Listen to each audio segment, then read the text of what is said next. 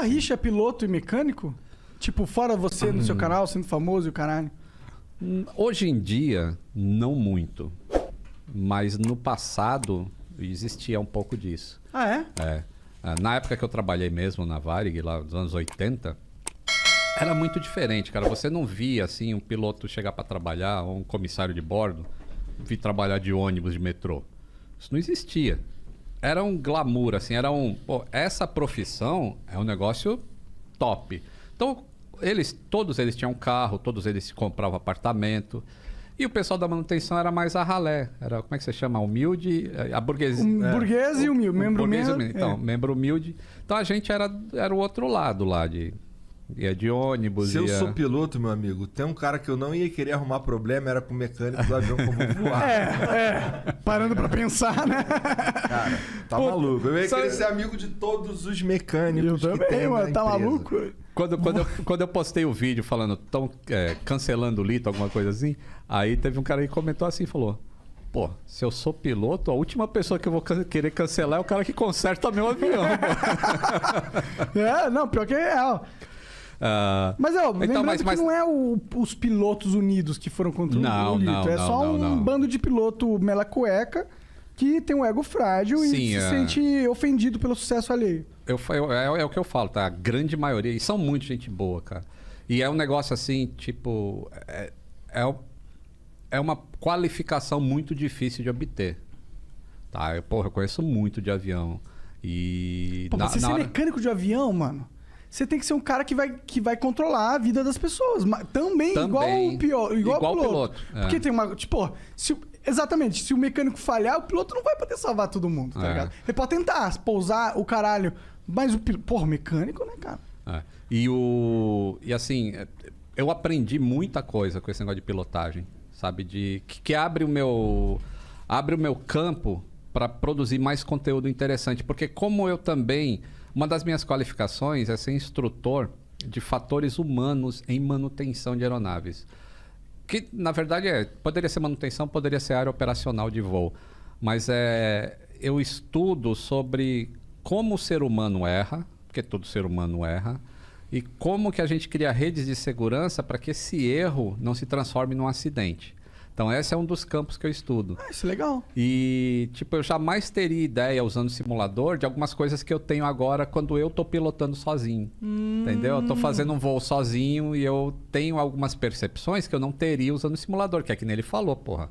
Caiu o simulador, você dá um restart e vai de novo. Na vida real não é assim. Então, acho que isso engrandece muito. Aí, quando tu fala assim, pô, tu aprendeu alguma coisa? Pra cacete, mas aprendi muito com esse negócio de pilotagem.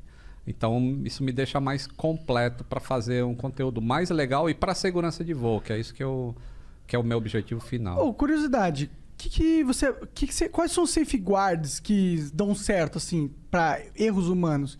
Que a gente poderia extrapolar para nossa vida, assim, que você aprendeu? Tem duas coisas muito importantes que é muito feito, principalmente nos Estados Unidos, que são pioneiros nesse estudo. Que eu posso citar aqui. Um deles se chama cultura justa e o outro é o ser humano vai errar. Então, o avião é redundante. Então, a gente tem que criar uma redundância também para o erro humano. Aí eu vou dar um exemplo. Esses aviões que voam cruzando o oceano, eles têm 2 motores, certo? Ele não pode se afastar mais do que um tempo X de um lugar onde ele possa pousar. E esse tempo X tem aumentado cada vez mais. Então, começou com 60 minutos, 120, 208. Hoje você pega os aviões de última geração, o A350 ou o Boeing 787, são 330 minutos longe de um lugar que ele possa pousar.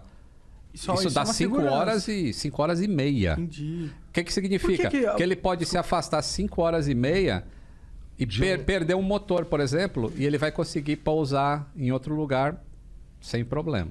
Então, existe a redundância já em todos os sistemas do avião. Mas o que acontece se um ser humano vai mexer num gerador elétrico do motor esquerdo e ele tem um problema na bomba hidráulica do motor direito? Aí você só tem um mecânico. Aí o cara vai aqui, mexe no gerador, aí consertou. Aí ele vai lá e mexe na bomba hidráulica, consertou. Mas será que ele consertou? E se nesse dia esse cara que é o mecânico está divorciando da esposa, tá sabendo que tá perdendo tudo, que tá cheio de problema na cabeça. A mulher levou os discos dele. Levou os discos dele. Aí ele comete um erro aqui nesse motor e comete um erro ali no outro motor também. Pode acontecer isso. Pode. Então, uma das safeguards é essa. Se você tem sistemas semelhantes no avião, o mesmo mecânico não pode trabalhar nos dois. Entendeu? Porque se é para falhar alguma coisa em voo, que falhe um só, nunca outra coisa. Então esse é um dos safeguards. Interessante. Então todo voo leva pelo menos quantos mecânicos? No mínimo 2. No mínimo 2. No mínimo 2. Não vai a bordo não, né? Ah, não vai? Não. Na bordo não vai na hora da manutenção. Isso, na hora da manutenção. Isso é tipo, o avião tá no chão. Se quebrou sistemas semelhantes entre 2 motores, você não pode... Isso se chama dual maintenance. A gente tá falando dos motores mesmo, do lado de fora. Não isso, do lado de dentro tem nada que o cara possa fazer. Também tem sistemas internos, né? Que pode mexer. Mas, tipo, a maioria é do lado de fora. Ou vai estar na barriga do avião, ou vai ser comando de voo. Existe uma lista de sistemas críticos... Não críticos. Lista de sistemas essenciais para um voo ETOPS, que é esse voo que cruza oceanos e fica longe de um lugar para pousar. Qualquer desses sistemas essenciais não pode ser mexido pelo mesmo mecânico na mesma visita. Entendi. Ou seja, no mesmo trânsito do avião. Então, se tiver problemas desses sistemas, tem que ser 2 mecânicos diferentes para excluir a possibilidade de erro. Então, esse é um safeguard. Legal. O outro é o da cultura justa que eu estava falando. Isso é um negócio muito avançado. O que é? É você não ser cuzão? Mais ou menos. Na verdade, é assim, se entregue sem medo de ser punido. Essa é a cultura justa. É assim, Deixa eu pegar um exemplo que não dê problemas. Não é assim, tu tá divorciando da esposa, foi trabalhar e não falou pra ninguém. E aí você abriu uma tampa de óleo lá para colocar óleo no motor e só fechou a tampa de acesso, mas esqueceu a tampinha do óleo aberta. Porque tua cabeça tá em outro lugar. Na hora que tu ia fechar a tampinha, tocou teu telefone e era a sogra ou a mulher te enchendo o saco. Aí tu esqueceu aquilo. Fechou e o avião foi embora. Aí em voo vai dar algum problema, vai dar alguma indicação de que, pô, tô perdendo pressão de óleo lá, então acontece. Aí quando o avião chega num lugar lá, descobre que a tampinha tá errada, tá aberta. Aí o que você que cometeu o erro faz? Empresa, eu cometi uma cagada lá, eu deixei o negócio aberto, porque eu não... Aí existe um formulário, é tudo uma sequência assim, sabe? Você fala, quando foi tua última refeição antes de trabalhar? Quantas horas você trabalhou antes de cometer aquele erro? Quantas horas de sono você teve na semana? Quantas horas você trabalhou na última semana? Tem um monte de informação que você tem que colocar nesse relatório. Mas a essência é o seguinte, fale o que você fez de errado, porque acontece 2 coisas. Primeiro, a gente te protege desde que seja um erro e não uma violação. Violação é diferente, eu vou falar de violação. Tá bom. A gente te protege desde que seja um erro e, ao mesmo tempo, a gente está aumentando a segurança, porque sabendo que isso aconteceu com você, a gente pode criar um mecanismo de que outras pessoas que passem pelo mesmo problema simplesmente falem para o chefe, puta, tô divorciando, ó, caralho, então você não vai trabalhar nesse avião aqui, você vai fazer outro tipo de serviço. Então, isso é a cultura justa. Mas a cultura justa não serve para violação. Violação é o seguinte... tu pega um manual de instruções para fazer qualquer coisa no avião. Então tem lá, né? Tire o parafuso A, o B, o C, põe uma saia cor-de-rosa e depois você põe o parafuso E no lugar, beleza? Beleza, aí tu vai, não vou botar aquela saia cor-de-rosa não, eu não quero passar vergonha. E aí tu pula direto pro E. Aí o que você fez? Uma violação. Por quê? O documento pede para você botar a saia rosa e você não botou. E aí, se der um problema em voo e forem investigar, não adianta você dizer, pô, eu não botei a saia rosa porque... Não, mas não está escrito que tem que botar? Tem, mas eu não... Não, você cometeu uma violação. Essas violações, elas são feitas willful, como que é isso em português? De vontade própria. Isso, de vontade própria, assim. Você sabe do que é certo, mas você escolhe um caminho errado para chegar no mesmo resultado. Isso é uma violação. Aí a violação não tem proteção da cultura justa. Mas o que aconteceu no Inteligência Limitada? Então, no Inteligência Limitada foi o seguinte. Uma vez eu fui no Pânico e foi logo depois que tinha acontecido o acidente do Gabriel Diniz. E aí... Porra, eu tinha 30 minutos de entrevista, cara. Isso não é nada. Quer dizer, 30 minutos é tempo total. De fala mesmo, talvez uns 15 minutos e olhe lá.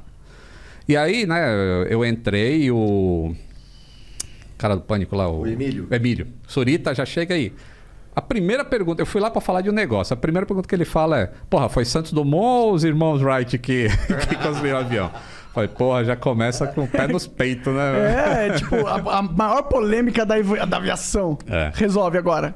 E aí, no meio, ele fala assim, porra, como é que foi o acidente? Mas eu não sabia ainda, porque não tinha relatório, não tinha nada. Mas foi um avião particular, né? E que não tinha autorização para fazer voo de táxi aéreo nem nada. E aí, uma das perguntas, eu acho que foi uma menina que estava do meu lado, ela pergunta assim, mas por que cai muito mais avião particular do que avião comercial? Puta, essa é uma pergunta muito difícil de fazer. De responder. Eu tenho uma resposta, mais ou menos. Qual é a tua? Fala aí. Porque o comercial, eles lidam com empresas muito gigantescas, eles têm todo um protocolo infinitamente mais rigoroso do que uma empresa familiar que comprou 4 jatos e tá fazendo frete na moda caralho. Não é bem moda caralho, mas... Cancela o Monark. Hoje tu tá blindado. Tá bem não existe cancelar. Corpo fechado, né? Dragão, São Jorge que é padroeiro do... São Judas Tadeu. Não, São Jorge é do Corinthians, né? São Judas Tadeu. Das causas impossíveis. Igual ontem, que a gente foi campeão perdendo. Vocês perderam e foram campeão? O VAR roubou, lá tinha um VAR. VAR roubou o quê, rapaz? Mas peraí, como que vocês perderam e foram campeão? Eu não sei como porque assim, a gente tava... Era uma... pontos corridos, tá ligado? Sei. Então a gente tava em primeiro. E aí com 71 pontos e o Inter em segundo com 69. Se a gente perdesse e o Inter ganhasse, o Inter era campeão. Mas os amigos do Corinthians, salve Corinthians... Bateram no Inter. Não, seguraram o Inter. Então o Inter empatou. E aí ele foi a 70 e a gente tinha 71. E mesmo assim, perdendo, vocês ganhavam. Aí é fácil ganhar, né, caralho? Vai 71 eu vou tirar essa camiseta do povo. Inclusive, cara, eu não quero cortar o papo que tava bom. Vamos lá. Então, a tua resposta... foi o insert do Flamengo. Eu vou deixar porque foi campeão, então tá valendo. Mas a tua resposta é razoável até, tá? Pra quem não conhece nada. Porque, assim, os regulamentos são muito diferentes entre... a empresa aérea regular comercial, que leva aí no mínimo 100 passageiros por voo, e a empresa, ou um táxi aéreo, ou a aviação particular. Não quer dizer que seja mais ou menos segura. Quer dizer que o regulamento para essas pequenas é mais flexível. Eu gosto de explicar assim agora. Mas na época... Eu fiz uma analogia, eu falei, porra, eu tenho pouco tempo para responder isso. Como é que eu vou fazer a tiazinha que nunca ouviu falar de avião, mas que gosta do Gabriel Diniz, como é que ela vai entender o que eu vou falar aqui de uma maneira simples? E eu fiz uma analogia com ônibus e carro. Falando que, se você pegar uma aviação geral, a aviação comercial, seria equivalente a um ônibus. Que a empresa, ela vive de vender passagens e o ônibus tem que cumprir a viagem, senão o cara não ganha dinheiro. E tem que chegar lá, não pode ficar batendo na estrada nem quebrando na estrada. Então, os protocolos de manutenção são seguidos mais à risca. Ao passo que o avião particular, o táxi aéreo não entra nisso porque ele tem um regulamento específico também, mas o avião particular é como se fosse o seu carro. Se você levar para fazer a manutenção num lugar correto, beleza, o teu carro, a chance do teu carro quebrar é muito menor.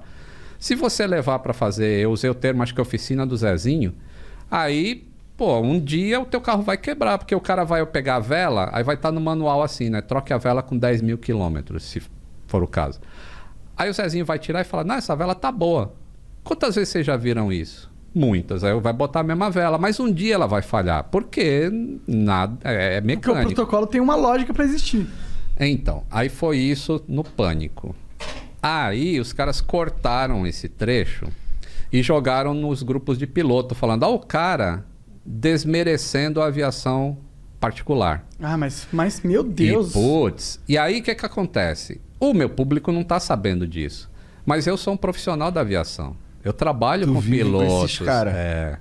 Então, aí os caras começam a me questionar assim, fala, porra, por que tu tá desmerecendo a aviação executiva, a aviação particular? E falei, não tô, cara, mas olha esse vídeo aqui que tá rolando nos grupos de piloto.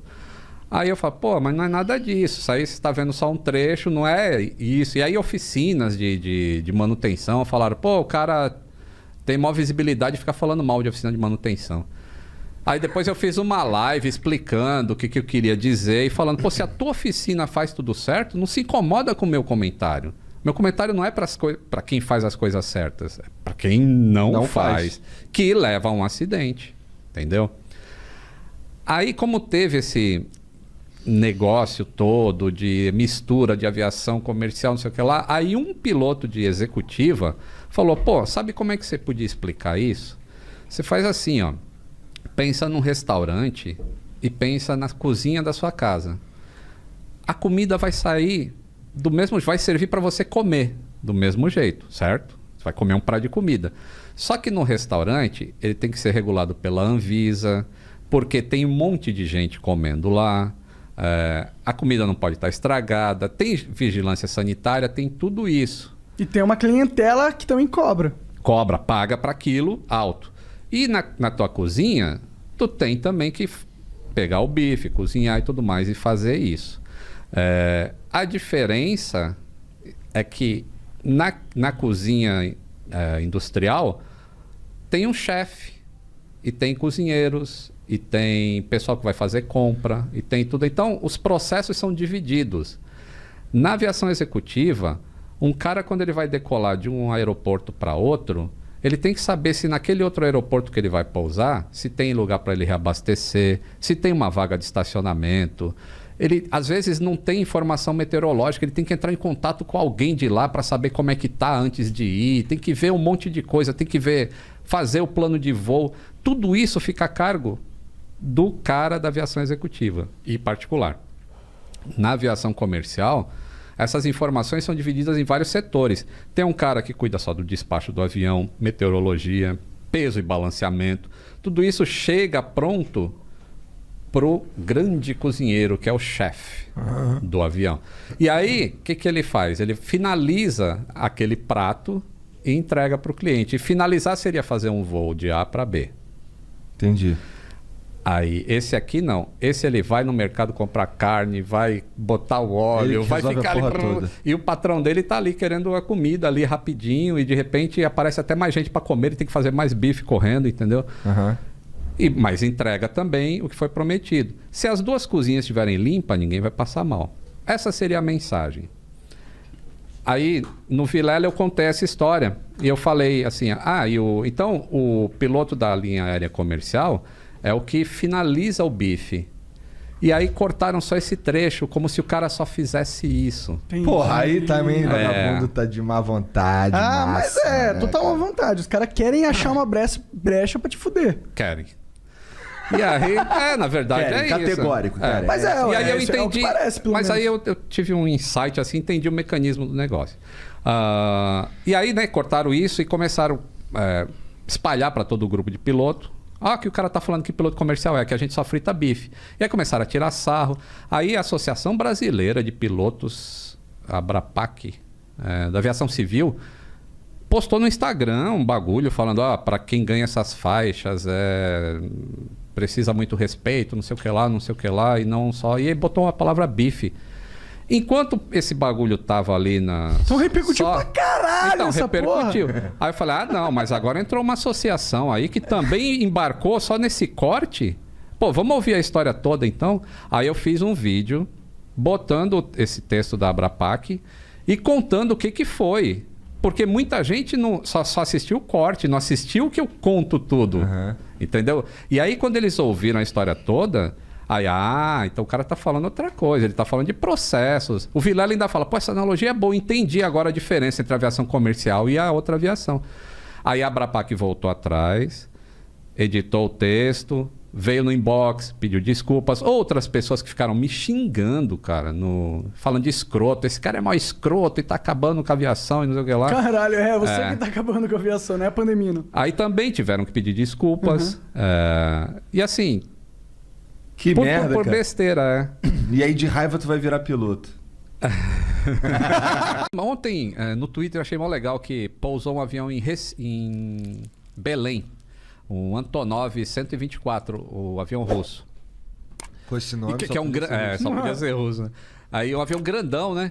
Porra, aí foi um monte de gente pra rua, pra perto de onde o avião ia passar pra pousar e ficaram filmando e botaram no Twitter, assim, de vários ângulos. Aí quando tem um cara que filmou de longe assim, você vê aquela multidão lá pra ver um avião, cara. Que então maneiro. o brasileiro é muito apaixonado por aviação. Mas ele é muito grande. Quão grande? Ele O serve pra Antonov quê? é o maior do mundo, Ele né? é um cargueirão, ele leva muito peso. O maior do mundo é o 225, que é... Ele tem a mesma largura de fuselagem desse 124, só que ele é mais comprido ainda. Entendi. Ele é tão comprido que quando ele veio em São Paulo, ele veio 2 vezes aqui no Brasil. As 2 vezes foi em São Paulo. Ah, não, eu acho que ele teve em Campinas também. Ele é tão grande que ele não cabe em nenhuma posição do aeroporto de Guarulhos. Ele tem que ficar, tipo, inutilizando 3 posições e fica meio de lado, assim, porque... Caraca. Devido ao tamanho dele, cara. Caralho! E aí ele levou... Ele é específico para isso. Ele é o avião que mais consegue carregar peso condensado em um lugar só. E ele tinha que levar um transformador que pesava acho que 90 toneladas. Caralho! Ele tinha que levar para o Chile, que o Chile teve uma época que ficou sem luz, lembra? Ele tinha que levar um transformador em emergência para lá. Entendi. E aí eu fiz um time-lapse do avião descendo, abrindo a boca e eles transportando, embarcando esse transformador. Foi a maior carga que ele já levou de uma vez. Levou de onde pra onde? Daqui pra lá? De São Paulo para o Chile. Entendi. Nós salvamos o Chile. Salvamos o Chile. Mas aí ele Chile. veio da Tá devendo. Rússia, é isso? Ele atende contrato em qualquer lugar. Tá. Mas ele é um avião russo. Ucraniano. Tá. Por que só eles têm esse avião? Que só interessa a eles? Porque é tecnologia. O cara bebe vodka e fala, vou criar um avião desse tamanho e cria, entendeu? Como que cria um avião desse tamanho, mano? Como Cara, fabrica essa é uma porra? engenharia. E assim, tipo, eu consegui entrar nele, pedi autorização pro cara lá. Da hora. Aí eu entrei só pra ver a viga que fica, chama uma longarina principal que chama na aviação, mas é tipo uma viga na parte central, porque a parte central é onde o peso vai ser maior, porque o avião é sustentado pela asa e ela tá ali na parte do centro. Então eu queria ver como que era o reforço ali. Cara, parece viga de prédio nesse avião. Sinistro. Então, para conseguir levar todo esse peso, ele tem que ter muito mais motores também. Ele tem 6 motores, ao invés de o cargueiro geralmente tem 4, né? Ou 2, depende de que tipo de avião que é. É muita turbina. Uma vez eu fiz um post no blog, assim, porque o jornalista sempre escreve turbina, né? Ó, pegou fogo na turbina, pegou não sei o quê. Mas o nome... Turbina não é aquilo. Aquilo é um motor. A turbina é uma parte que está dentro do motor. Mas eu já cansei disso aí. Não vai ter solução nunca. Vai se chamar turbina para sempre no Brasil. É biscoito ou é bolacha? É biscoito. É biscoito aí. Aí eu fiz uma vez um post no blog que ela falava na casa assim... deve ser meio merda, né? Porque tua mina é carioca. Não, mas ela é tranquilona com isso aí, cara. Ela só fica chateada quando eu falo, pô, não é Butão. Butão é um país na África, né? Não é esse negócio do fogão aí. Do fogão, né? Fogão. Falou fogão, que eu vi. Então aí o post que eu fiz era assim: quantas turbinas tem no... Acho que era no 777. Assim, e aí tinha mais de 18, entendeu? Então não é turbina o negócio. Mas já deixei pra lá, deixei então, pra lá. Tem mais de uma turbina dentro de uma turbina. E sabe, uma vez eu estava conversando com o Iberê, né? O Iberê é jornalista, Iberê Tenório. Manual do Mundo, muito pica. Manual do Mundo, muito pica. Estão lançando um submarino aí pra debaixo da água. Cara, vocês... E já foi. Já foi, né? Eu tô ligado. Vocês total não precisam falar nem o sobrenome, nem o canal, porque só tem um Iberê no planeta. É Iberê, é foda, né? Aí ele falou assim: cara, não adianta ficar batendo nisso, entre turbina e motor, porque o que importa, na verdade, é a mensagem. Então, se aparece no jornal escrito turbina pegou fogo, pro leitor, ele já vai saber que é aquele bagulho que tem embaixo da asa. então a mensagem foi transmitida. Aí eu fiquei meio, beleza, então pode ser isso. Então tá bom, vai. Tipo, pro cara que trabalha na área, aí ele tem que saber que aquilo não é uma turbina. Não pode falar, um piloto não pode falar, pô, a minha turbina pegou fogo. Ah, é? Porque tem fogo dentro da turbina já, pô. A turbina só funciona porque tem fogo. Então ela não... Então ele tem que falar motor.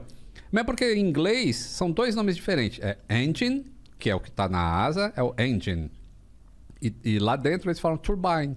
Então são 2 coisas diferentes. Então por que os caras ficam enchendo o saco? Eles ficam pagando de entendedores. Mas no caso, o cara que fica enchendo o saco de turbina ou motor. Não, mas esse era eu. O certo é motor. Então. E a imprensa fala turbina.